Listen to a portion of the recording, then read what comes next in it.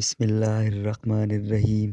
حضرت ابو ہریرہ رضی اللہ تعالیٰ عنہ اور حضرت ابو سعید رضی اللہ تعالیٰ عنہ دونوں حضرات اس کی گواہی دیتے ہیں کہ ہم نے حضور صلی اللہ علیہ وسلم سے سنا، ارشاد فرماتے تھے کہ جو جماعت اللہ کے ذکر میں مشغول ہو، فرشتے اس جماعت کو سب طرف سے گھیر لیتے ہیں اور رحمت ان کو ڈھانپ لیتی ہے اور سکینہ ان پر نازل ہوتی ہے، اور اللہ جل شانہ ان کا تذکرہ اپنی مجلس میں تفاخر کے طور پہ فرماتے ہیں۔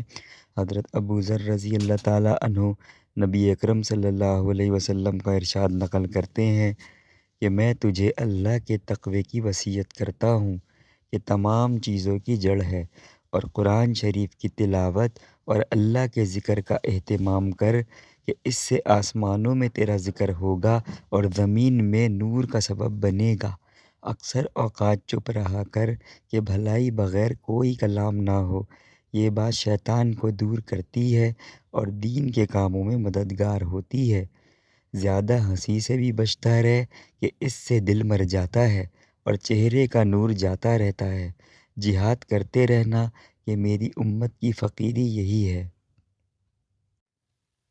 مسکینوں سے محبت رکھنا، ان کے پاس اکثر بیٹھتے رہنا، اور اپنے سے کم حیثیت لوگوں پر نگاہ رکھنا اور اپنے سے اونچے لوگوں پر نگاہ نہ کرنا کہ اس سے اللہ کی ان نعمتوں کی ناقدری پیدا ہوتی ہے جو اللہ نے تجھے عطا فرمائی ہیں۔ قرابت والوں سے تعلقات جوڑنے کی فکر رکھنا، وہ اگرچہ تجھ سے تعلقات توڑ دیں۔ حق بات کہنے میں تردد نہ کرنا، گو کسی کو کڑوی لگے۔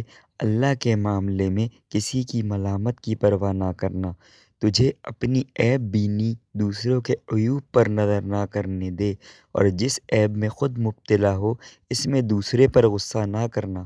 اے ابو ذر، حسن تدبیر سے بڑھ کر کوئی عقل مندی نہیں، اور ناجائز امور سے بچنا بہترین پرہیزگاری ہے، اور خوش خلقی کے برابر کوئی شرافت نہیں۔